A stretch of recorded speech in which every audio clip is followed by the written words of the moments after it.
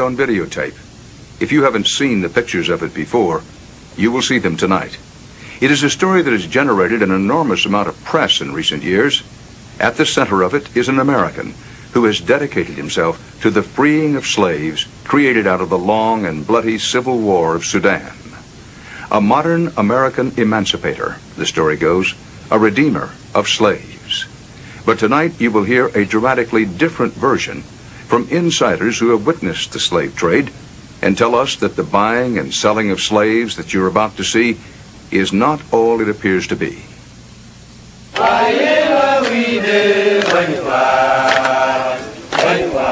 The pictures that have been shown around the world are like these.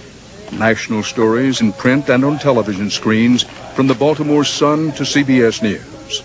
On this day, slave traders in a remote Sudan village have 400 slaves in tow.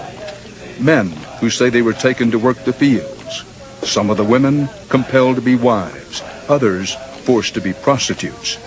So there are 400 women and children that you brought back. And now a slave trade is about to take place. The buyer is John Eibner.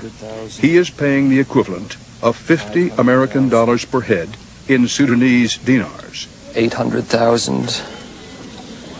900,000. That's 1 million.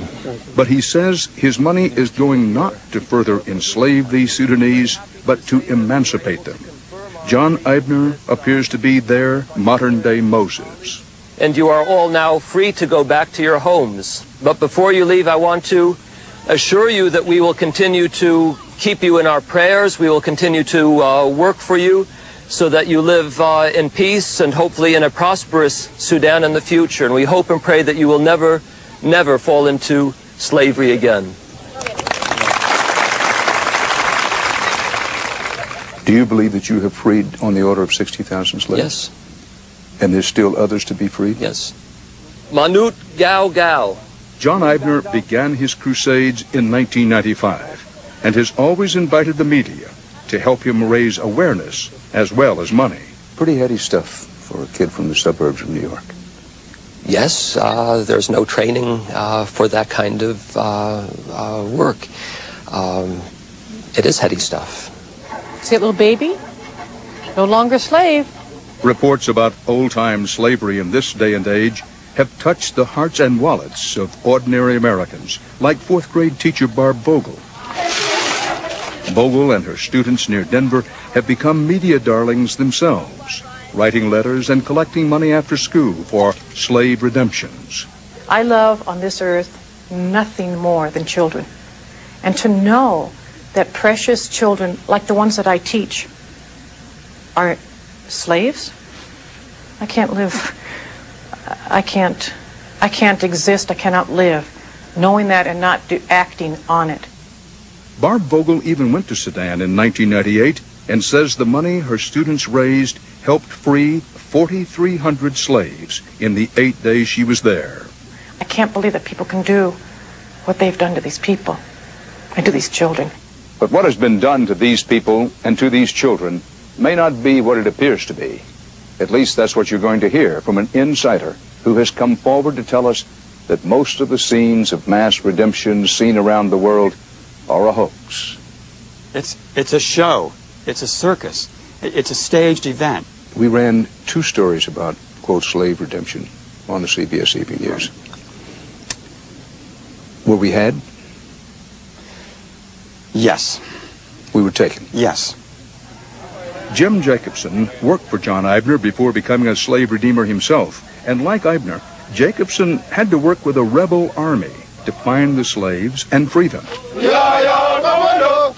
The Sudanese People's Liberation Army, the SPLA, provides the plane and protection, the intermediaries and the interpreters for the short time slave redeemers are on the ground.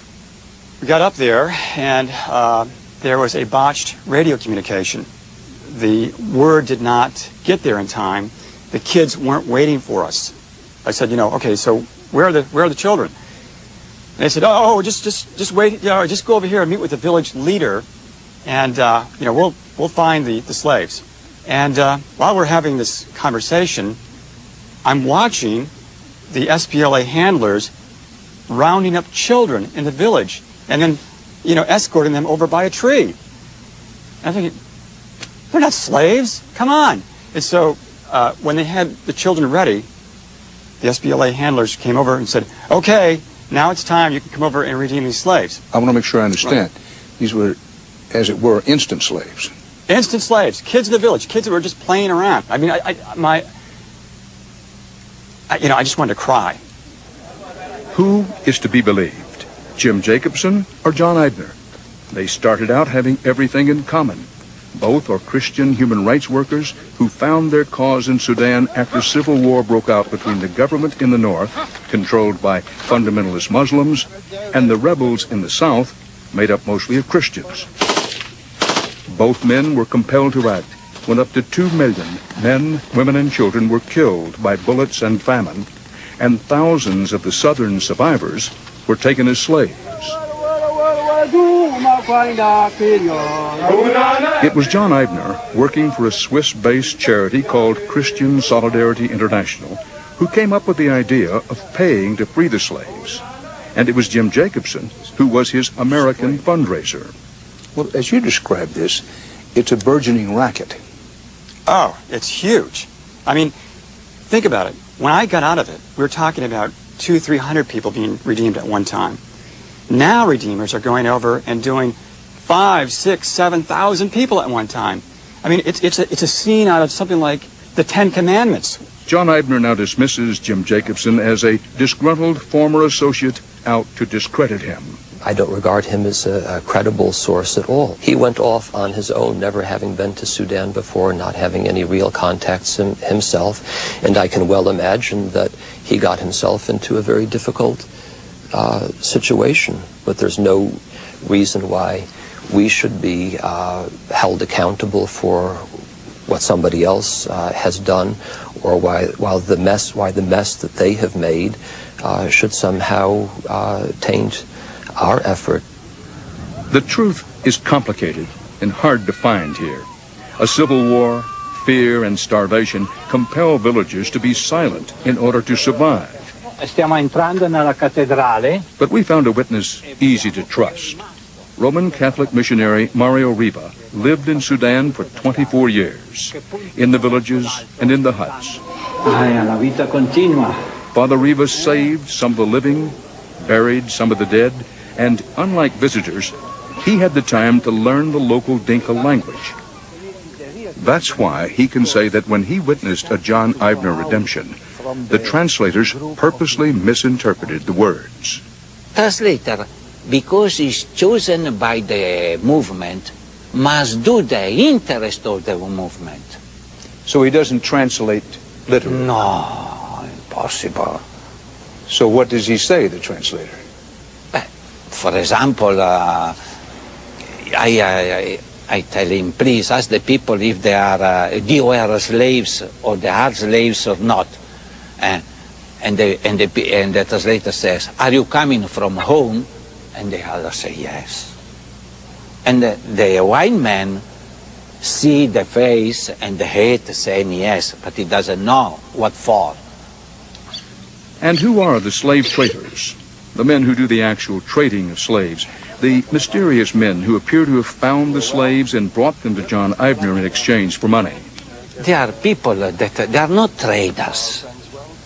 They are people that they have this job given by someone to go and collect some people and bring people there just to get money. Well, Father, what you're suggesting is that they were really, I want to make sure I understand you. You're suggesting that they were actors in a little movie. You can say. For the people who may be playing the part of a slave, acting is a matter of life or death. A few coins from the traders are enough to fill an empty belly. For the rebel SPLA soldiers and translators, slave redemption is the best way to bring attention and sympathy to their cause. For John Eibner, all criticism is unfounded. Is it in any way a fraud? Absolutely not. Hoax? Absolutely not. Are you absolutely sure?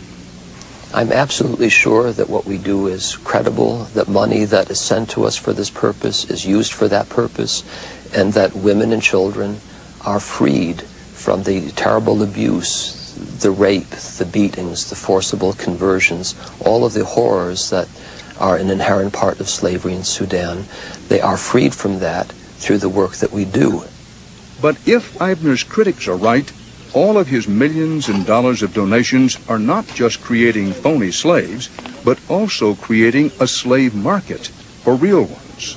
Historically, we know that you start paying to get people back, that just sends a message, well, let's take some more and maybe we'll get some more money.